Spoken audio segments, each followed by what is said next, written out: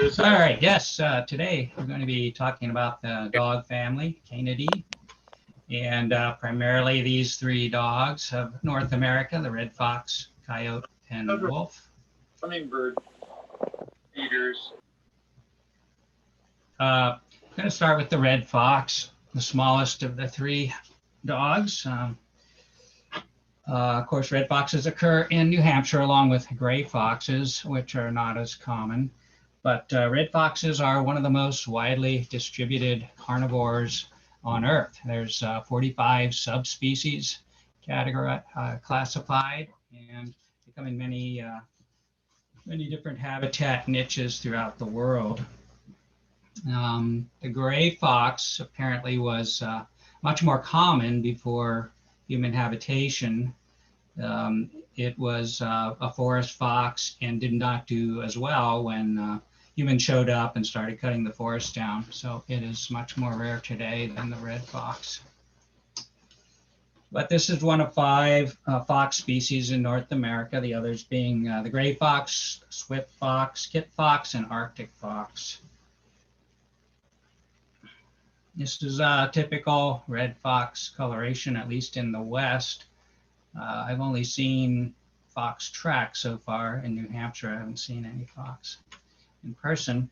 But in the West, in the three major mountain ranges of the West, the Sierra, the Cascades, and the Rockies, we have a subspecies called the mountain fox, and it has various colorations, including, is this showing up in your screen?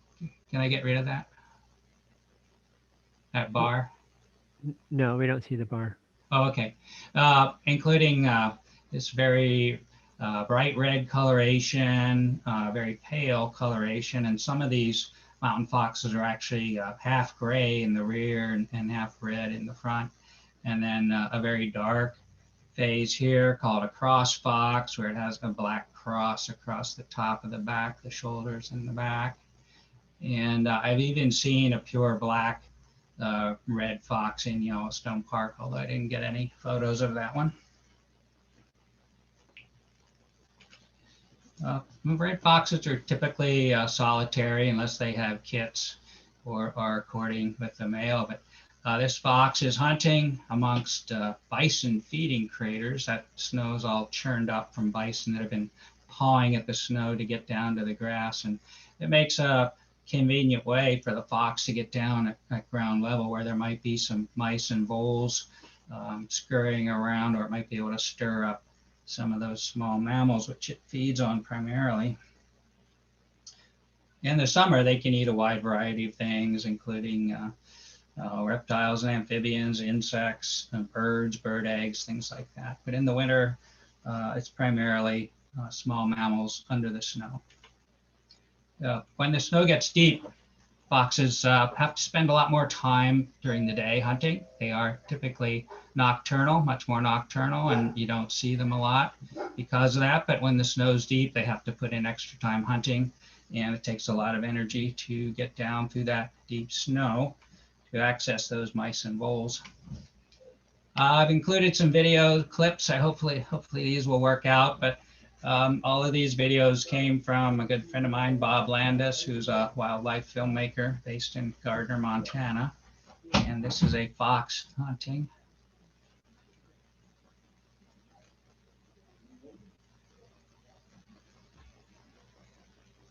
And that's Bob in the background narrating.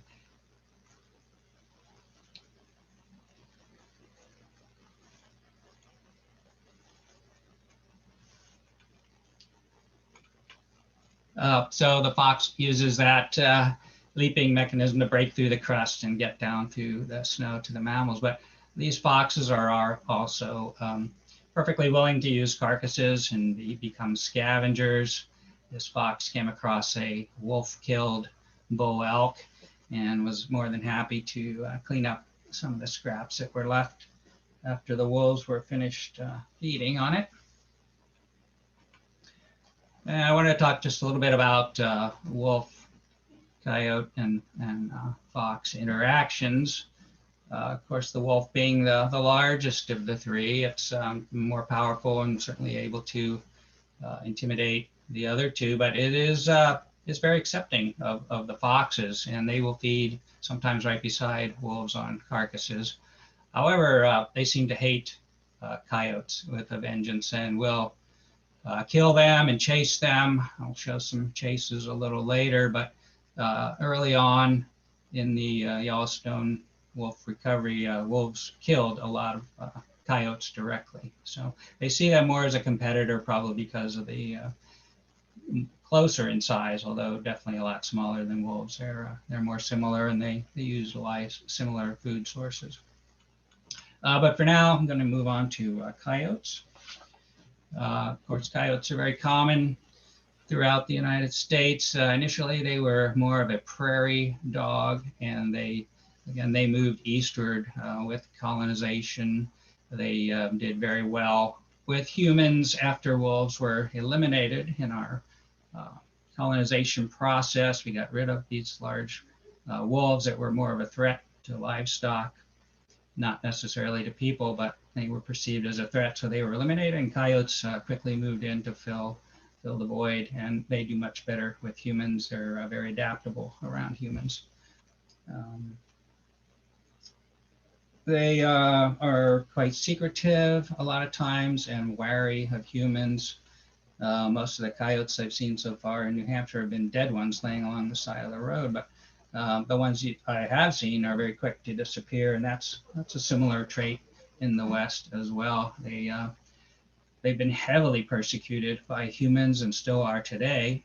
The government entity called Wildlife Services still kills tens of thousands of coyotes every year with taxpayer money at the behest of mostly of livestock owners.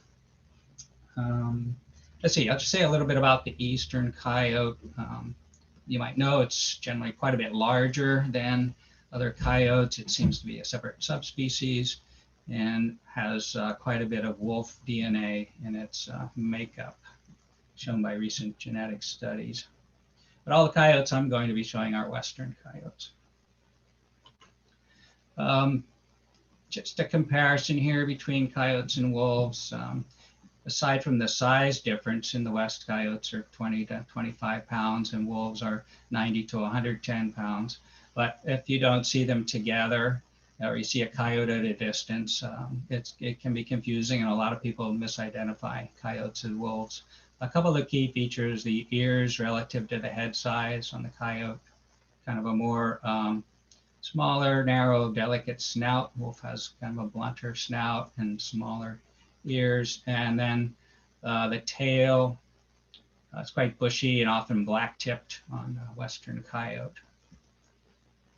Wolves can be any color, ranging from pure white to pure black, or any shade of gray in between, whereas coyotes are always grayish color, like this up in the upper right here, always some shade of gray with some rust and generally on the legs. As I said, coyotes are very wary. We used remote cameras for 27 winters to document various carnivores, and coyote was probably the least photographed of all the carnivores, even though it was probably the most common. We saw coyote tracks everywhere. We went everywhere. Every day that we tracked in the snow, we saw coyote tracks, from the lowest elevations to the highest in every type of habitat. But when we did get photos, they were running through like this. This is a transmitter that's triggering a camera over here, and the coyote heard the noise from the camera starting to go off, and it ran away. This one is very wary coming in, so very rarely did coyotes hang around for more than one photo on the camera. Again, probably due to that severe human pressure outside of protected areas. Coyotes are generally thought of being solitary. A lot of times you only see one of them, but in fact they are quite social on the level of wolves. They do form packs in undisturbed areas like Yellowstone Park and other protected areas.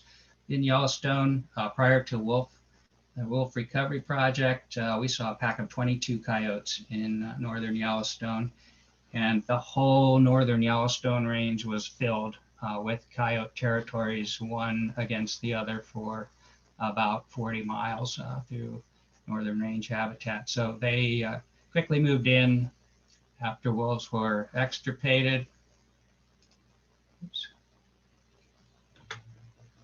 I'll get rid of this window. Can you see this window here? Anyway, stuff on my screen here. Yeah, we can see that, but it keeps coming and going. Ah, Weird. okay. I'm not sure how to. Says move this window away from the shared application. I don't know. Ah, it won't move. I Oh, know. no. Okay.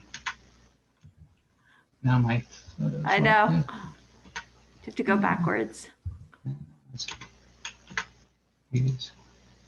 Uh-oh, going the wrong way. Everybody close your eyes. You don't click ahead. Okay, here we go. Okay, Just forget about the box. We can manage okay. it. Anyway, they can live in large packs and be quite social with vocalizations and different body postures to communicate with each other. Generally, they're a lot of times you do see them alone out hunting small mammals, winter and summer alike. And they're also scavengers, very keen at finding and utilizing carcasses, whether that's roadkill, hunter kill. This is probably remains of a hunter kill, although I'm not sure. Wolf kills down here, kills by other predators. They're very opportunistic and very good at finding food.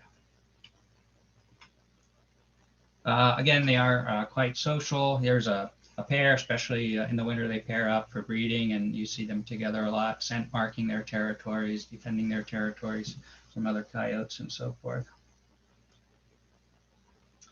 Here's a series of photos around a carcass where you can see some subtle behaviors.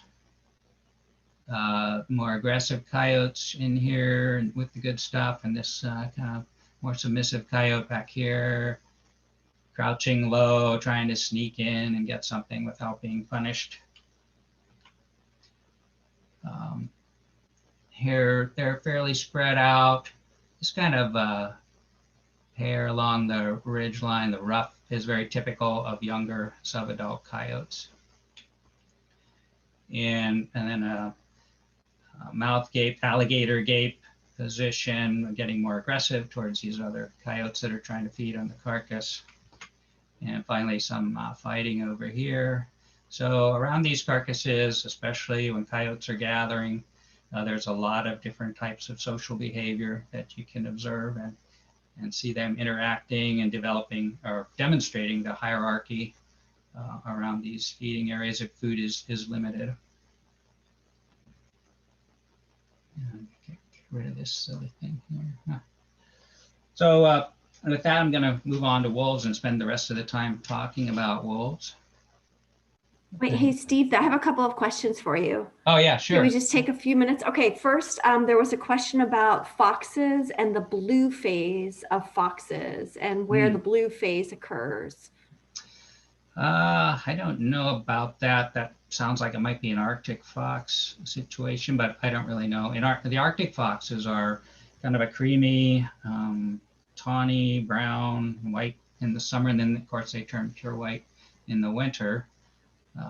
I really don't know specifically about a blue fox unless they're referring to that one.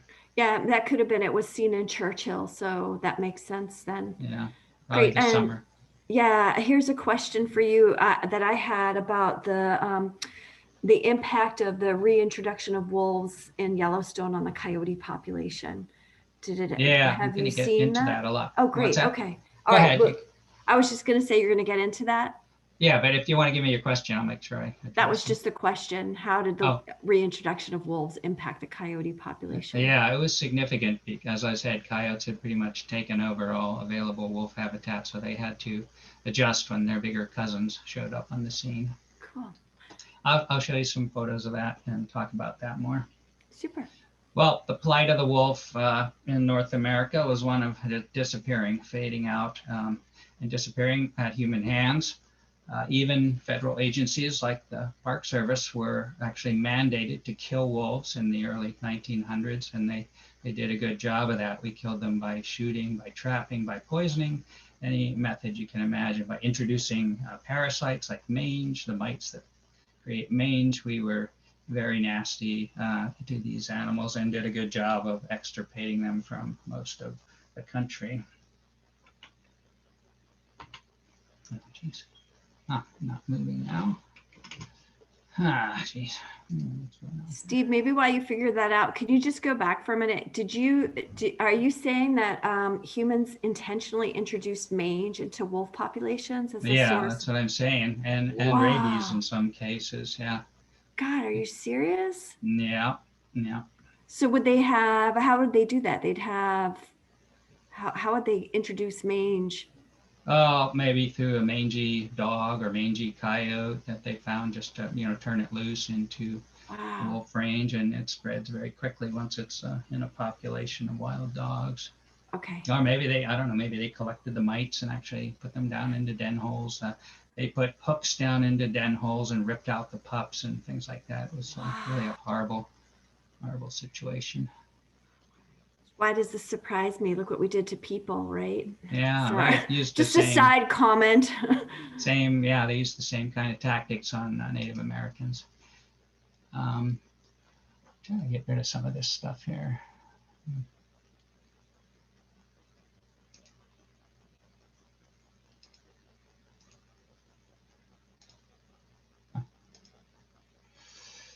Anyway, this is I'm going to show a series of maps throughout here, but this shows the reasonably current, approximately 2010 to 2015 distribution of wolves, as well as potential wolf habitat. So these green areas are occupied wolf range here in the Northern Rockies and into Washington.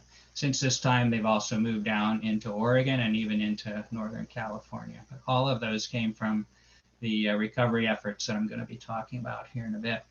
Over here in North Carolina, there are the red wolves, a very small population of red wolves, which seems to be a wolf coyote hybrid. And then here in New Mexico, extremely small and unsuccessful recovery project for Mexican wolves. You can see they've got Maine and a little bit of northern New Hampshire here classified as suitable gray wolf habitat. And then historic range of red wolves covered a lot of the east of the Mississippi here. And historic range of gray wolves was pretty much the whole country.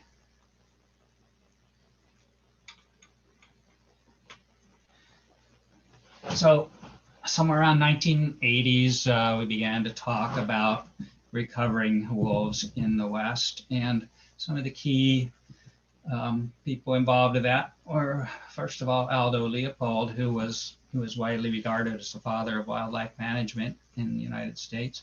He was really on the cusp of things regarding wolves, the notion of the previous notion of any wolf is a bad wolf, these good animals versus bad animals, and predators were bad animals and had to be eliminated, versus the newly evolving field of ecology, recognizing the role of top predators in ecosystems. So he helped to shoot wolves initially, and then he was enlightened when he saw what wolves were doing to deer populations in Wisconsin, and he actually was one of the first to suggest bringing wolves back. That didn't happen for about 50 years, but eventually there was the right political climate when we had President Clinton and his Secretary of Interior, Bruce Babbitt, and they worked together to consider the idea of recovering wolves. It took a lot of education. There were a lot of misconceptions about wolves, a lot of emotions around wolves, extreme hatred, anti-wolf people, and extreme appreciation by pro-wolf people. So I mentioned Norm Bishop here because he was one of my heroes that worked for the Park Service in Yellowstone as an interpretive ranger.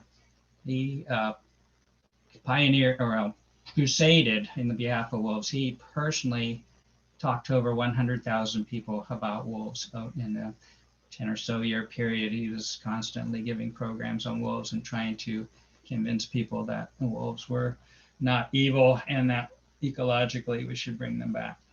So this is a map of kind of that shows the plan to bring wolves back to what we call the Northern Rockies, Idaho, Montana, and Wyoming, put out in the 1990s, early 1990s.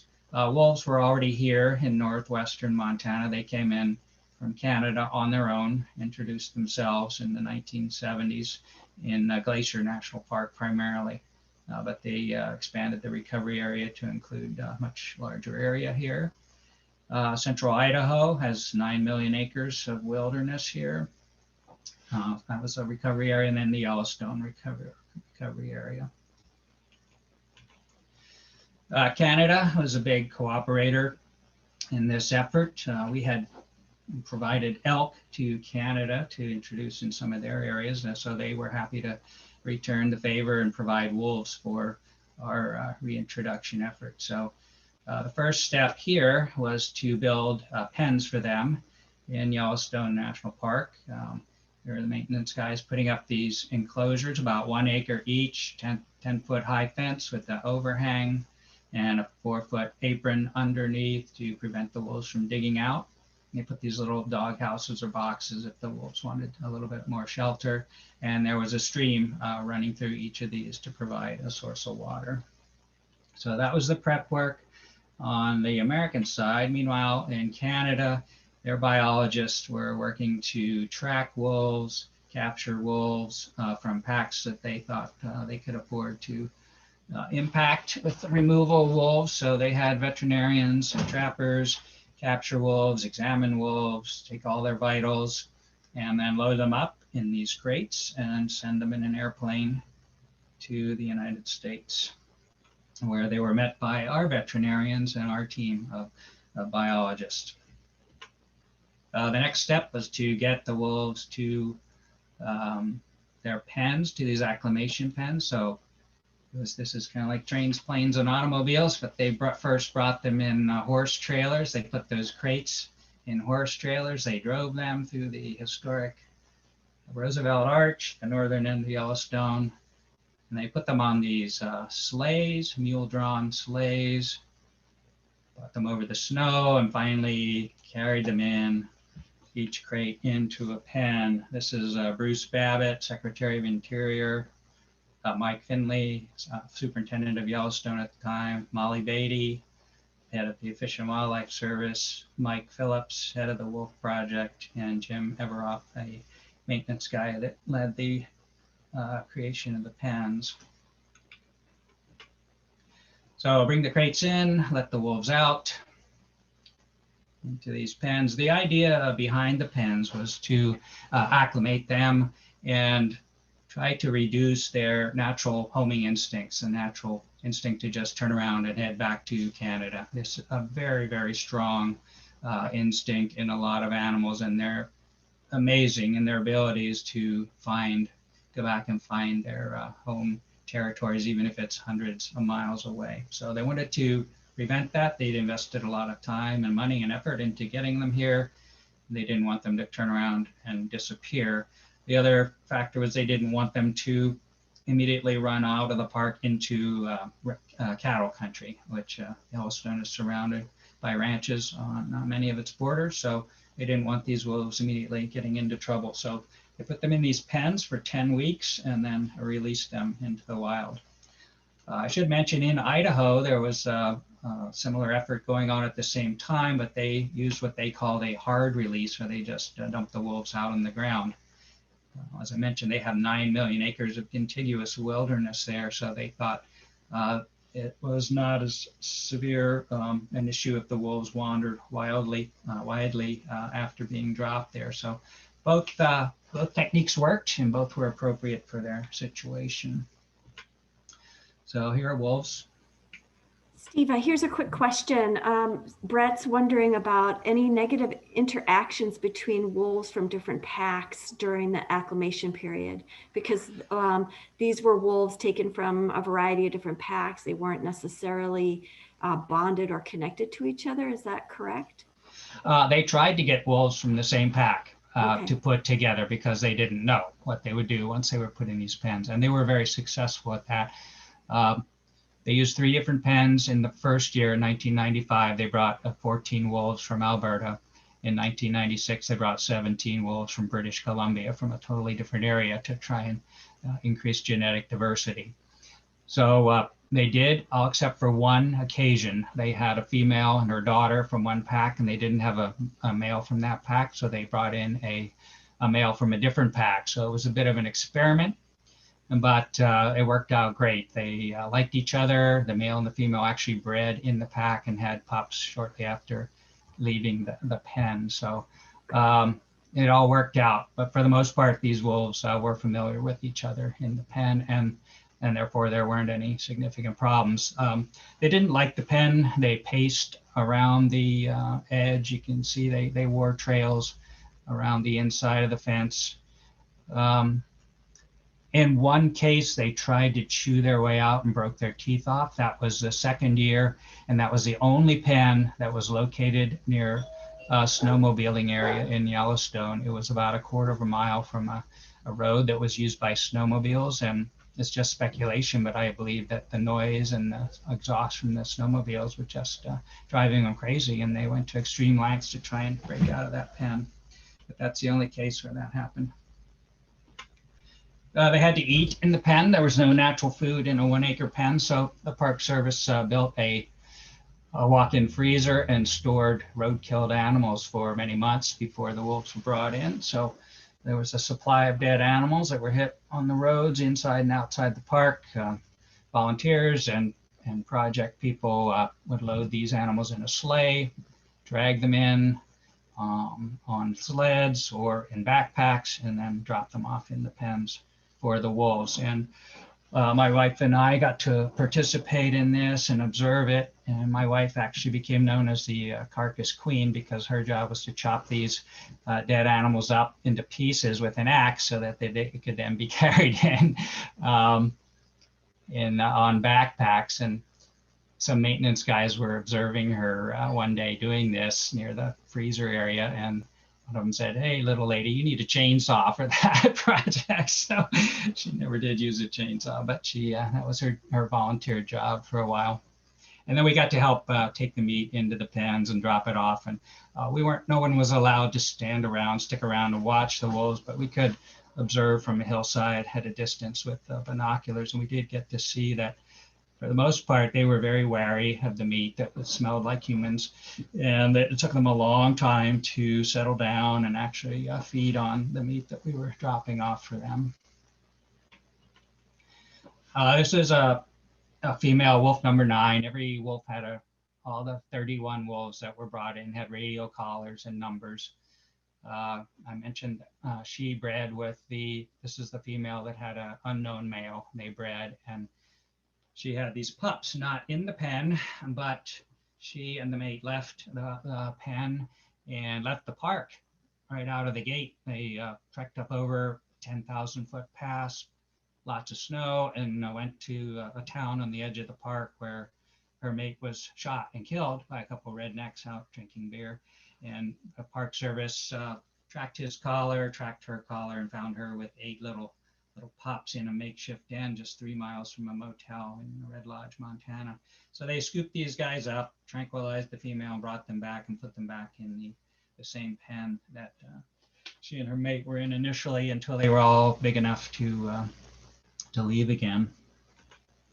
So if you build it, they will come. People who love wolves flock to Yellowstone to get a chance to see wolves. And I just want to back up a little bit and tell a story that Norm Bishop used to tell when he was doing programs prior to the introduction. He told a story about Voyageurs National Park, which had wolves naturally, and they decided to offer an evening program to try and hear wolves howling to take people out. And they thought, well, we'll see if people show up. 1,000 people showed up on the first night that they offered this. So it illustrated the desire for people to have contact with these animals. But people came in large numbers. Many, many people came to see these wolves, because it now became the best place in the world to see wolves in the wild. So we began to have sightings of wolves from the road system. This is all from the road. wolves just being comfortable and doing their thing in the wild. A few more maps here. This is not a great photo, but this is Yellowstone Park boundary. This is Grand Teton National Park to the south in Wyoming. And each of these colored polygons is a wolf territory. And this just shows, this is 2002, 6 years after the 31 wolves were brought in. They now have expanded into all these territories, many of them outside of park boundaries in Wyoming and Montana and Idaho. So wolves are very good at finding vacant habitat and moving in, breeding, and creating territories. By 2006, it looked like this. Each of these dots is a wolf pack. Again, Yellowstone, Wyoming into Montana, and this is the result of the Idaho, central Idaho introduction here. And then the wolves that came in naturally up here around Glacier. So the Northern Rockies are beginning to fill in with wolf territories just 10 years after. And this is 2011, even more packs. And now you can see they're moving into northeastern Washington, northern Idaho, northeastern Oregon. So it went from the 31 wolves that were brought in to over 300 in the first 10 years. So wolves are incredibly good at reproducing and colonizing available territory, as I mentioned. Much different from bears, much higher reproductive rate than the bears we were talking about last week. Just a chart here that shows this numerically, beginning in 95 here and increasing to about 1,600 wolves by 2010, and the Northern Rockies population has remained on the 1,600 to 1,800 number of wolves in the Northern Rockies since then per year.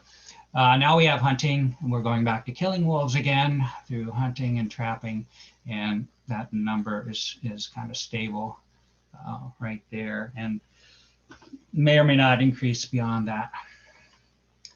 And then this map shows that in a little more detail. The Northern Rockies population, Washington, Oregon, gray wolf habitat, and then the gray is the actual distribution around these black lines.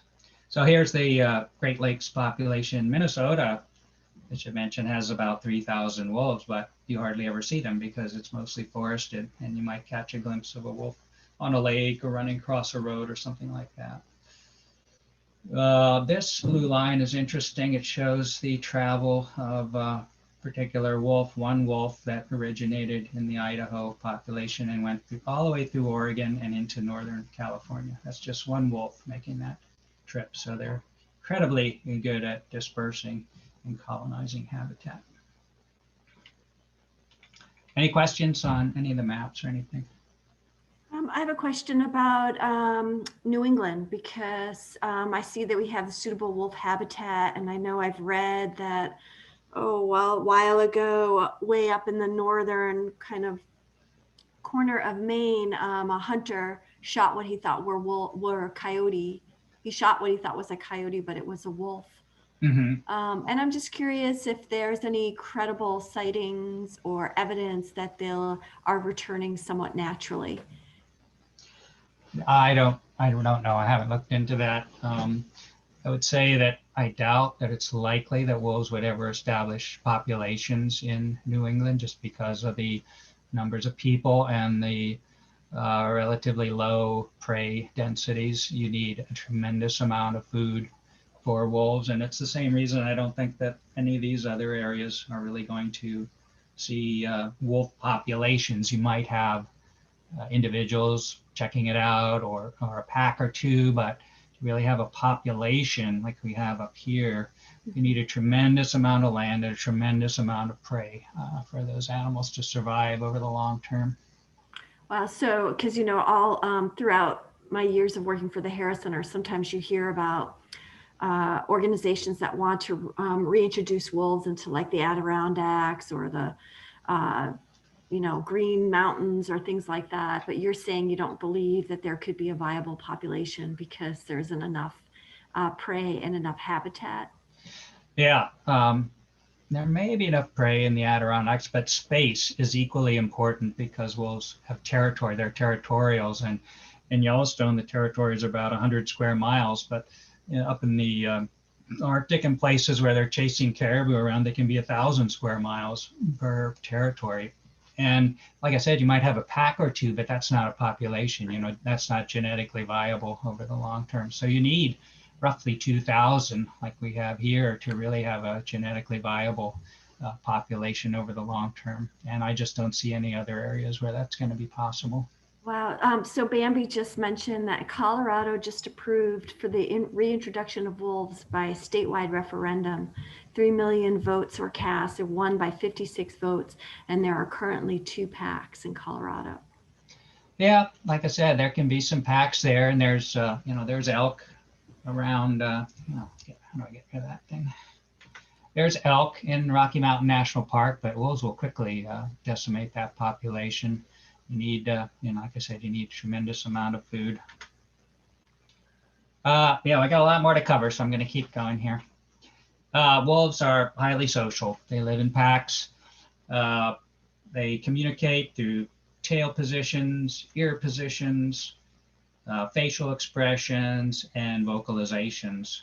And this is Dan Hartman, good friend of mine and professional photographer based in Cook City, Montana. You can go to his website at Wildlife Along the Rockies if you want to see a lot of his photos. This is one of his photos as well, and I'm going to try some sound here from the Yellowstone Sound Library. How about now? Are you getting it now? Loud and clear. Sounds great. Okay.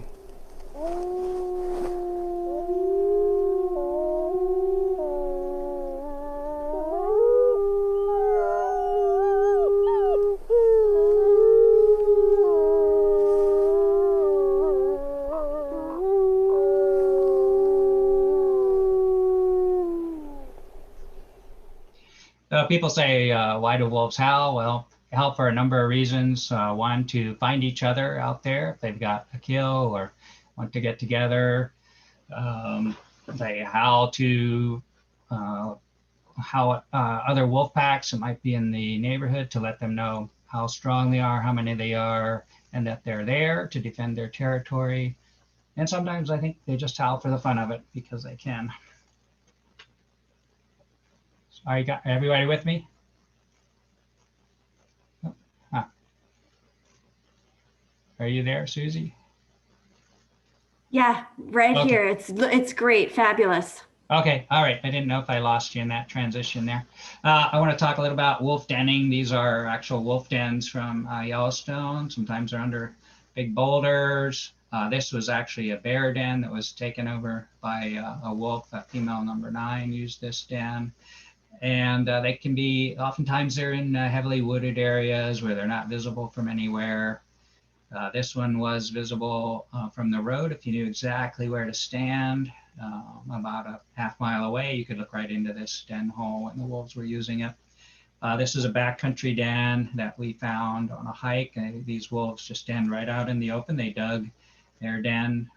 This soil here is from them digging a hole right out here in this meadow. This was in a kind of a secluded valley, so it wasn't visible from any roads, but if you knew how to get to this spot, you could watch wolves here as well. This Park Service photo of a wolf, again at a dug den here out in the sagebrush. The dens are only used for giving birth and for protecting the pups during their first especially 4 weeks of life. They don't come back to these dens any other time during the year for shelter or anything like that. Strictly used for giving birth and protection of the pups. After about 4 weeks, pups start to come out and spend some time outside of the den. And by 8 weeks, they're moving around quite a bit and having a good time exploring their surroundings. This is another Park Service photo. I'm going to rely heavily on other people's photos here because I don't really have a lot on my own. Another video here. This is a couple of wolf pups along the Yellowstone River playing, realizing that they can get this soil to move.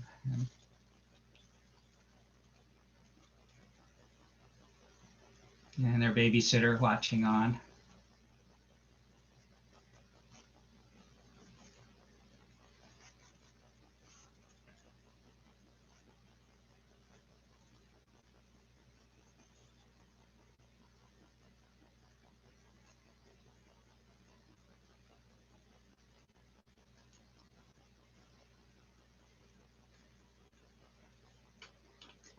That was one of the few dens that was visible from a road in Yellowstone that I knew about, and my friend Bob Landis got that footage there.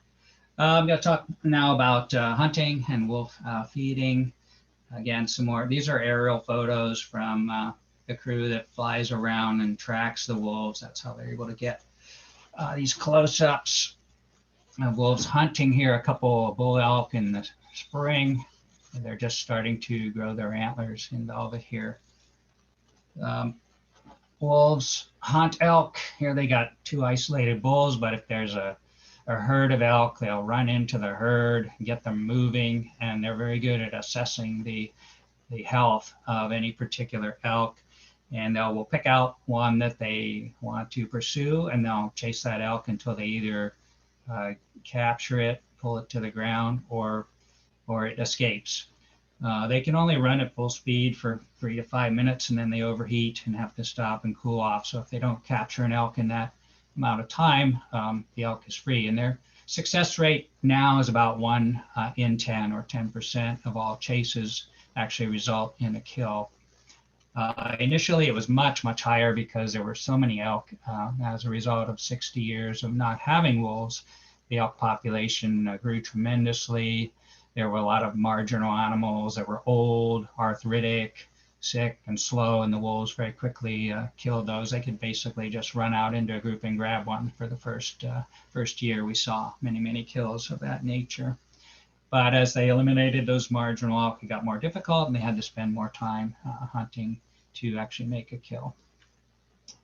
Here's a group of wolves, might say challenging, but these are all pups. They're just kind of learning how to interact with these big animals. Elk are the primary source of food for wolves in Yellowstone because they're the most abundant large ungulate. And contrary to what Farley Moat might have you believe, wolves do need to have large ungulates as a basis of their food. They can't survive on mice and voles alone. Although these young wolves do practice on mice and voles just to get to hone their hunting skills. These guys probably won't have much luck. This is a big, healthy bull elk, and he doesn't really have much to worry about. And the wolves can tell that as well. They can assess the health of their prey, and they know when to chase and when not to chase. And these big bulls, healthy, will just stand there and kind of shake their antlers at the wolves, and that's enough to have them move on. It's a much more serious pursuit in the winter now. This bull is becoming more weak. During September and October, during the rut, these bulls might spend 30 days pursuing females, rounding up their harems, trying to control harems for breeding, and they're generally not eating at all that time. So they're already starting to use up their winter fat reserves for energy. And by the end of the winter, they're much more weakened than the females are because of that. They've gone without eating, they're using their fat. So the wolves are very keen on picking that up. Differences in the health, as I mentioned, and they do pursue bull elk much more vigorously towards the end of the winter and into the spring. Some more of Dan's photos here showing predation or feeding on elk, and it's very common for these animals to go into water to try and avoid wolves. They have an advantage in a certain depth of water that the wolves can't handle, so they know that, and they'll come to these areas. Some of them have also learned that the road system can protect them because the wolves are not likely to come down to the road when there's lots of people out there watching them. So some of these elk will run to the road and stay very close to the road to try and escape wolf predation. But you can see this has happened before. Here's the remains of a carcass here. There's another one over here, and this guy escaped for the time being, but there will be more to come. These are some of my photos from the road at a great distance, so they're not great, but I wanted to talk about predation on the other large ungulate here. Bison are very common in Yellowstone now. There's around 5,000 or so annually, and some of the wolves will try to prey on them, especially on calves. They can separate a calf from the herd. It's much easier than to try and take one of these 2,000, 1,500, 2,000 pound adults. So the pursuit here, wolves on the move. Yeah, this is a very typical response by the bison. The larger, stronger, healthier animals will turn around and face the wolves, face them off, and the smaller, weaker, more vulnerable animals will keep moving or make a big group.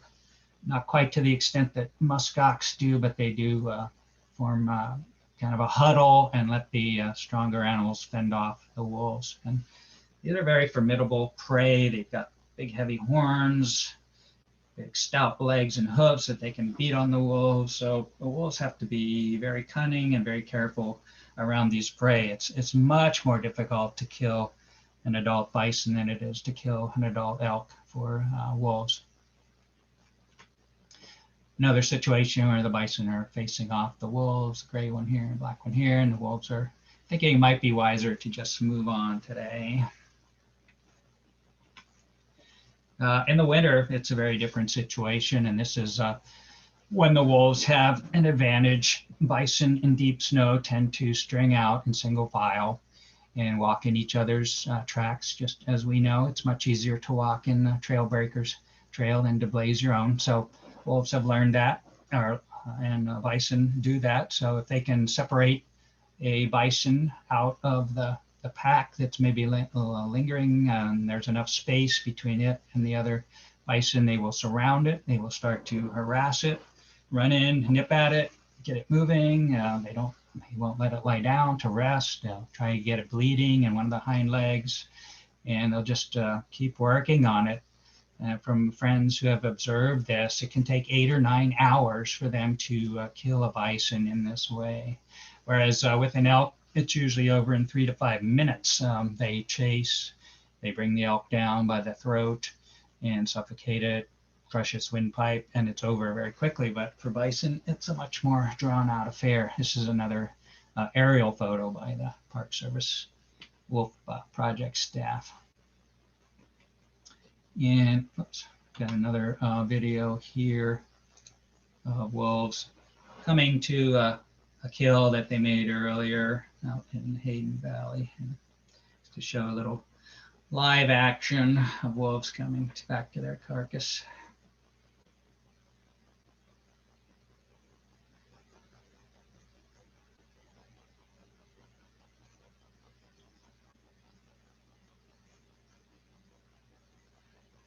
It's called the Hayden pack. I think at this point it was 5 wolves led by the white, all white alpha female. It's a very rare coloration. I only know of 3 wolves since 1995 that have been pure white. She's a little dirty here from rolling in the carcass maybe, but a lot of times she is pure white. And again, howling and exhibiting a number of different communication efforts here with their tails, their faces, their howling, having a good time around this bison kill.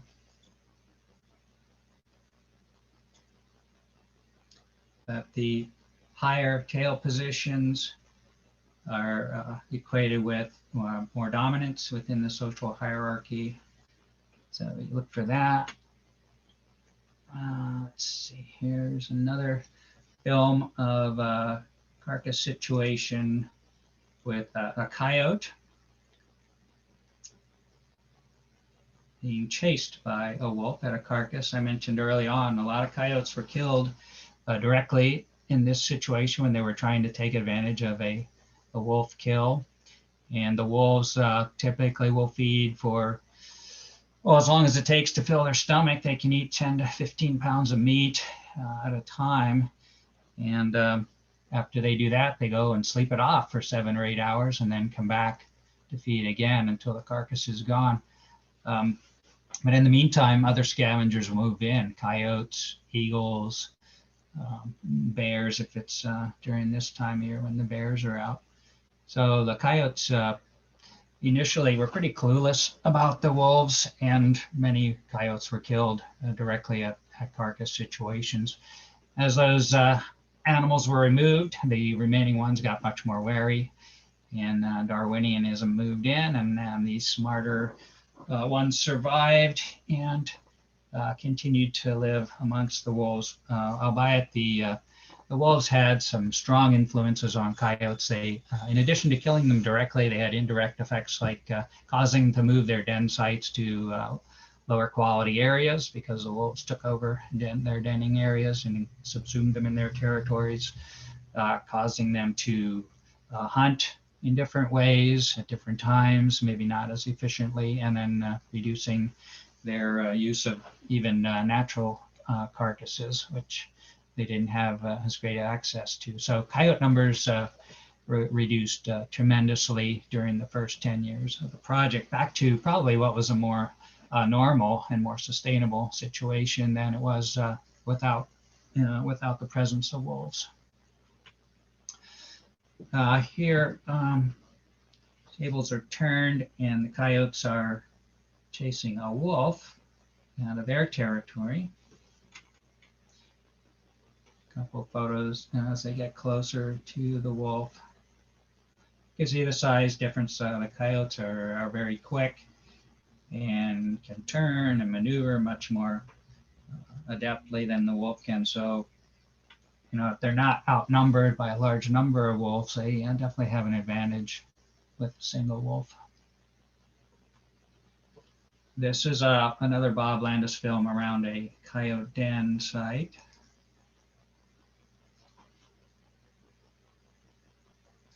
When a wolf begins to show up on the scene, a lone wolf, and the 2 adult coyotes register the wolf.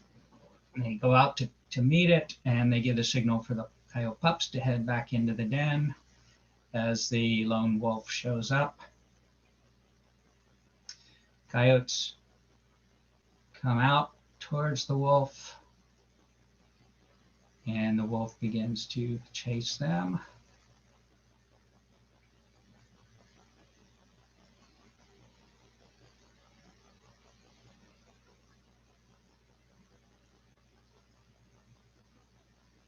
Once they get far enough away, truth becomes known. They were just luring it away from the den so that they could then chase it, which they did for at least a mile. In this case, these 2 adult coyotes chased the wolf well away from their den.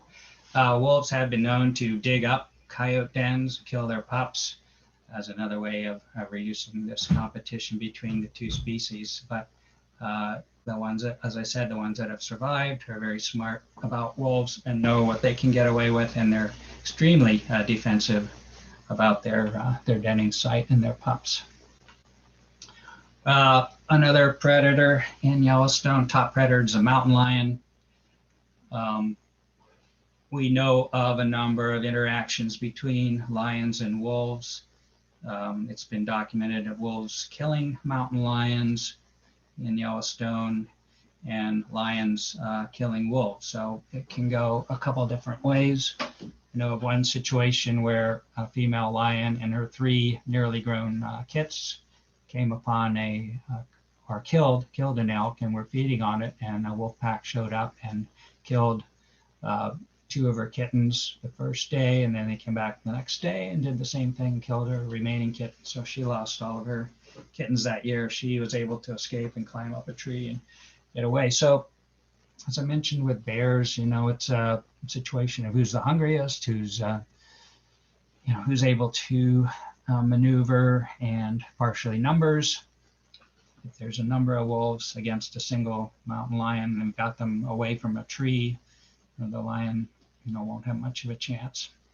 But these big predators, wolves, mountain lions, and bears all exist here in the same ecosystem It's a really a rare thing today to see all the top level carnivores present in an ecosystem in our country, but Yellowstone provides that kind of natural laboratory to see and document these kinds of interactions.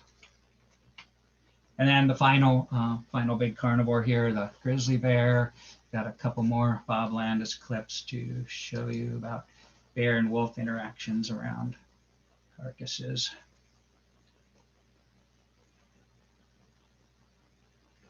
In this case, you know, they have a pretty good mutual understanding. The wolf stands there and watches the bear come back to this bison carcass, and they kind of, the wolf will be watching and trying to take advantage of any situation. His pack mates are standing by complaining that the bear has showed up and taking over for the time being, but the wolf you know, cautiously comes in and tries to determine if it can rip a scrap off of this carcass while the bear is busy working on it. And you can see how easily this bear moves. It's I don't know, there might be 800 or 900 pounds left on that carcass.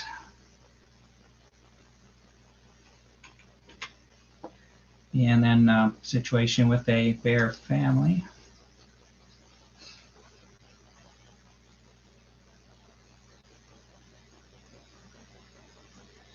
Again, it's just a lone wolf, so not terribly threatening, but this one yearling cub is kind of riding on the back of its mother here, standing up, walking along on its hind feet as the mother guides him through this situation. And she gives the wolf a little huff, tells him to buzz off.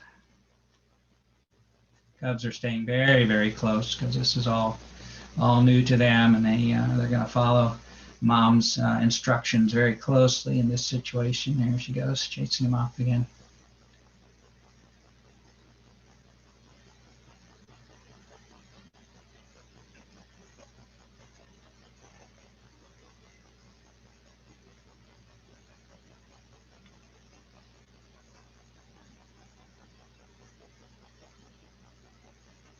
And the wolf finally says, okay, I'll sit down for a while and leave you guys alone. And another family situation with the wolves pursuing this grizzly family.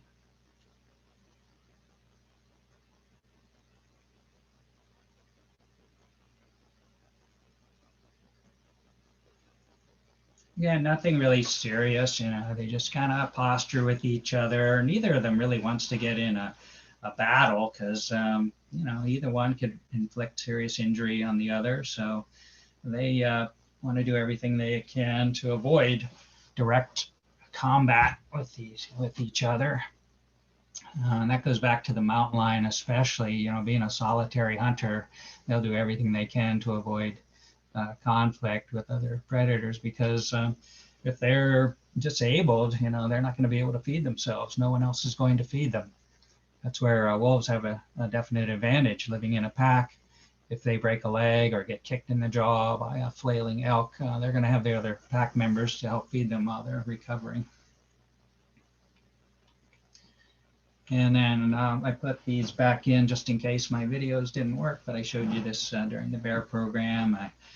Aerial photo of these grizzlies and wolves interacting, and then my shot of the wolves and bears. If you weren't here last week, this was a bison carcass that is being used by both grizzly bears and wolves in this situation. And this female has 3 yearling cubs. And this is a male, which I mentioned is a very unusual situation because females have to be very wary of males around carcasses because they will occasionally try to kill cubs. So it could be, it's just speculation, but this could be a brother or even a cub of hers from a previous litter. So she might know this bear, they might know each other, and she's less fearful of him then. And then the wolves here, various stages of lounging, investigating, and everything's kind of working out okay right now around this carcass. And this is my final photo for today, another Park Service photo of this amazing animal. And some of these animals have the most amazing eyes. There was not this wolf, but another wolf that we knew that had these bright yellow blazing eyes, and when he stared at you, it just sent chills down your spine. But each wolf has its own personality, its own traits, and after if you get a chance to watch them and spend time with them, you can pick up on their personalities just like any other animal or person. And Yellowstone, as I said, is the best place to see wolves in the wild now. And some of my photos showed why, because of the wide open spaces where you can actually stand alongside of the road on a knoll. The road system just happens to go through the very best habitat, and you can just use your vehicle and go a short distance, get up on a hill and stand there and watch these kind of things unfold in front of you. So people are coming from all over the world to see this spectacle. And I could do another whole program on what's happening now with wolves outside of protected areas, and how lots of groups are trying to encourage coexistence between not only wolves, but wolves and grizzly bears as they expand their ranges, coexistence between them and especially livestock owners, but also the public in general. It's a huge topic, and then there's a lot going on in that right now. I don't know how we're doing with time, if there's any questions or. We're pretty much out of time, Steve, but when you just said you could do a whole nother program, I was like, yes. This was so fascinating to hear from you who've been involved in this program that I'm sure many and many of us have read about and followed from our armchairs, but to have you having been out there and really have your feet on the ground and these personal experiences, it's probably one of the best programs that I've seen in a long time. So I just am really grateful and thank you. Thank you all for sharing. Yeah, there are no other questions.